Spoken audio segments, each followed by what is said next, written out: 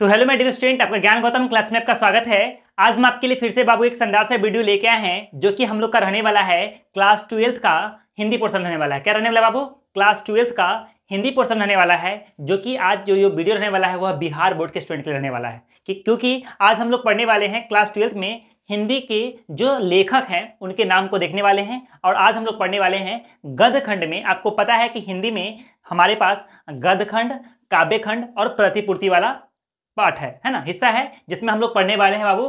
किसमें पढ़ने वाले? गद्य खंड को पढ़ने वाले हैं। इसमें लेखक, पाठ का नाम, लेखक का नाम और उनके द्वारा किया गया जो यह जो विधा है वह कौन सी विधा है उसको हम लोग आज जानने वाले हैं। मैं आपको बता दूं कि यह जो है वह 12th एग्जाम के लिए, यानी बोर्ड एग्जाम के लिए, क्लास 12th के लिए यह काफी महत्वपूर्ण क्वेश्चन आता है बाबू, और यहाँ से सवाल को पूछा जाता है। ठीक है ना, तो हम लोग वीडियो को स्टार्ट करते हैं। चलिए, सबसे पहले हमारे पास बाबू यह पाठ का नाम हो गया, ध्यान दीजिएगा।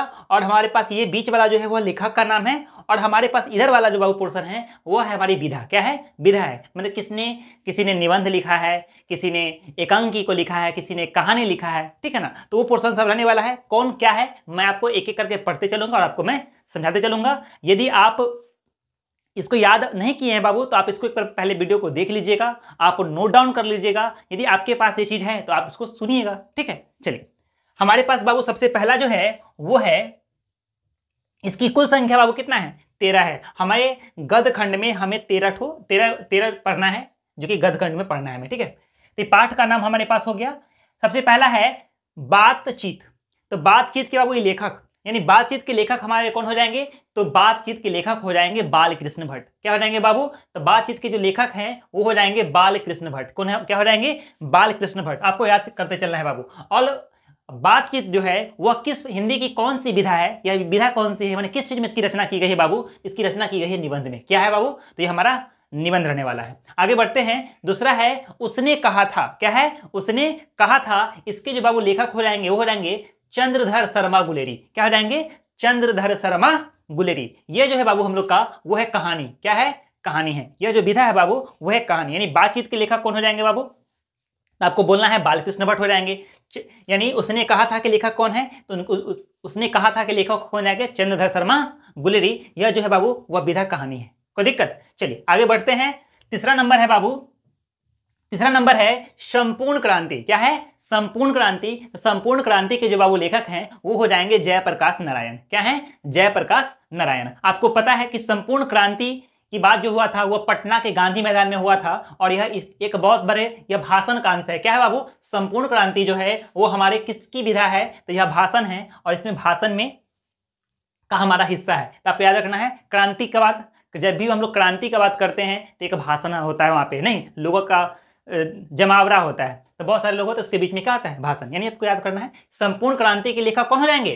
तो जयप्रकाश नारायण हो जाएंगे। क्या हो जाएंगे? जयप्रकाश नारायण। यह जो विधा है बाबू वो क्या है? भाषण है। ठीक है, आगे बढ़ते हैं। चौथा नंबर है अर्धनारीश्वर। क्या है? अर्धनारीश्वर। यानी कहने का मतलब है न वो पूरा स्त्री है न वह पूरा पुरुष है, वह जो है किनकी रूप है? अर्धनारीश्वर की रूप है। तो अर्धनारीश्वर का क्या हो जाएंगे? रामधारी सिंह दिनकर। क्या हो जाएंगे? इनके लेखक का नाम क्या हो जाएगा बाबू? तो लेखक का नाम हो जाएगा रामधारी सिंह दिनकर। इनको हम लोग शॉर्ट में दिनकर भी कहते हैं। क्या कहते हैं? दिनकर भी कहते हैं। तो यह जो बाबू है वह कैसी विधा है? तो यह एकांकी है। कैसी है? एकांकी है। आगे बढ़ते हैं। हम लोग के पास 5वां नंबर जो है वो है रोज। तो रोज के जो लेखक है बाबू वो कौन है? तो याद रखिएगा, इनको बोलते हैं, इनका नाम है पूरा बाबू सचितानंद हीरानंद वात्स्यानंद अज्ञेय। ठीक है, इनको हम लोग शॉर्ट में कहीं कहीं पे आपको अज्ञेय लिखा हुआ मिलेगा। तो जैसे भी आपका यदि अज्ञेय का नाम आएगा तो आपको दिमाग में आना चाहिए कि यह जो लेखक की बात हो रही है इनका नाम है सचितानंद हीरानंद वात्स्यानंद अज्ञेय। ठीक है, यह जो बाबू है यह कैसी विधा है? तो वह कहानी है। क्या है? कहानी है। यानी हमारा रोज क्या हो जाएगा? तो विधा कैसी है? कहानी है। आगे बढ़ते हैं बाबू। 6ठा नंबर है एक लेख और एक पत्र। एक लेख और एक पत्र की यह पहले बात, इनके लेखक कौन है? एक लेख और एक पत्र के लेखक कौन है? इनके लेखक है भगत सिंह।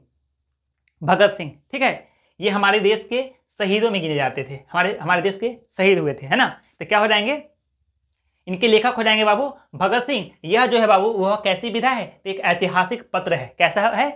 इसमें एक पत्र लिखा गया था यानी पत्र का बात है, ठीक है ना। यानी आपको कहना है कि यह कैसी विधा है बाबू, तो ऐतिहासिक पत्र है। यानी एक पत्र और एक लेख, एक पत्र और एक लेख और एक पत्र के जो बाबू लेखक हो जाएंगे वो हो जाएंगे भगत सिंह। क्या हो जाएंगे? भगत सिंह हो जाएंगे। आगे बढ़ते हैं। ओ सदानीरा, ओ सदानीरा जो है बाबू, उनके जो लेखक हैं, ओ सदानीरा, इनके जो लेखक है बाबू वो हो जाएंगे जगदीश चंद्र माथुर। कौन है इनके लेखक? जगदीश चंद्र माथुर। यानी ओ सदानीरा के लेखक कौन हो जाएंगे बाबू? तो जगदीश चंद्र माथुर हो जाएंगे, जिनका यह जो है, यानी ओ सदानीरा जो है वह कैसी विधा है? तो निबंध है। कैसी विधा है बाबू? तो निबंध है। आगे बढ़ते हैं। आठवां नंबर है कि सिपाही की माँ, सिपाही की माँ के लेखक कौन है? तो सिपाही की माँ के जो लेखक है बाबू वो हो जाएंगे मोहन राकेश। कैसे हो जाएंगे? कौन लेखक है इनके? तो मोहन राकेश इनके लेखक हो जाएंगे, जो कि एक एकांकी है। इनकी विधा कैसी है? तो एकांकी है, ठीक है। 9वां नंबर है प्रगति और समाज, प्रगति और समाज। तो प्रगति और समाज के जो बाबू लेखक हो जाएंगे, प्रगति और समाज के लेखक कौन हो जाएंगे? तो नामवर सिंह हो जाएंगे। कौन है? तो नामवर सिंह है। यह जो बाबू है वह निबंध है। क्या है? कैसी विधा है? तो निबंध है। आपको याद रखना है कि प्रगति और समाज जो है वह यह कौन सी विधा में लिखी गई है, कहानी है, निबंध है कि एकांकी है। तो आपको बाबू याद रखना पड़ेगा यह जो है से क्या है? निबंध है, ठीक है। वहां पे ऑप्शन देगा, उसमें ऑप्शन इस चारों में से कोई रह सकता है, निबंध, कहानी, भाषण, एकांकी। तो आपको निबंध वहां पे ऑप्शन को टिक करना पड़ता है बाबू, ठीक है। आगे बढ़ते हैं। हमारे पास है जूठन। क्या है? 10वां नंबर है जूठन। क्या है? जूठन। तो जूठन के लेखक हो जाएंगे ओम प्रकाश वाल्मीकि। कौन है? ओम प्रकाश वाल्मीकि, जो कि एक आत्मकथा है। ये कैसी विधा है बाबू? तो आत्मकथा है। कैसी विधा है? तो आत्मकथा है। कोई दिक्कत? चलिए आगे बढ़ते हैं बाबू। आगे जो हमारे पास जो 11वां नंबर क्या हो जाएगा बाबू? 11वां नंबर जो है वो है हंसते हुए मेरा अकेलापन। हंसते हुए मेरा अकेलापन। इनके जो बाबू लेखक हैं उनका नाम है मलयज। क्या नाम है? मलयज। इनका नाम क्या हो जाएगा बाबू? तो आपको लेखक का नाम याद रखना है, मलयज इनके लेखक हैं, जो कि एक कैसी विधा है? तो यह डायरी है, ठीक है। अलग अलग डायरी में इन्होंने अलग अलग बातों को बताया था, ठीक है। तो यह डायरी है जिसमें एक सूचना लिखा हुआ है, एक तरह का बात लिखा हुआ है, जो कि लोग एक एक डायरी को पढ़ पढ़ के देखते हैं, ठीक है। आगे बढ़ते हैं। 12वां नंबर है तिरिच। क्या है? तिरिच। तो तिरिच जो है बाबू उनके लेखक हो जाएंगे उदय प्रकाश। कौन हो जाएंगे? उदय प्रकाश। और उदय प्रकाश जो जिन्होंने रचना किया है, मतलब यानी कहने का मतलब है कि तिरिच के जो लेखक हैं बाबू वो हैं उदय प्रकाश। कौन है? उदय प्रकाश है। और यह जो है बाबू कैसी विधा है? तो यह कहानी है। कैसी विधा है? तो कहानी है। लास्ट वाला जो बाबू है वो है शिक्षा। शिक्षा यानी शिक्षा के बाबू जो लेखक हैं उनका नाम है जे कृष्णमूर्ति। क्या नाम है? जे कृष्णमूर्ति। यह जो है बाबू यह क्या है? तो क्या है? संभाषण है। क्या है? संभाषण है, जो कि जे कृष्णमूर्ति के द्वारा लिखा गया है, ठीक है। तो कैसी विधा है?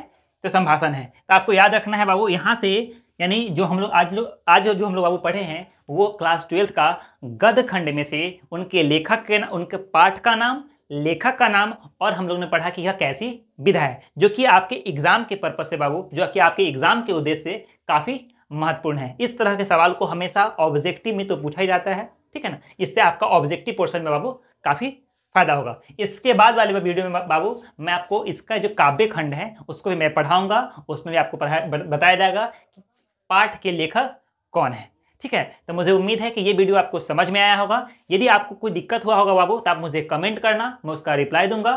तो ठीक है, तो आज के लिए इतना ही। मिलते हैं अगले वीडियो में। जय हिंद।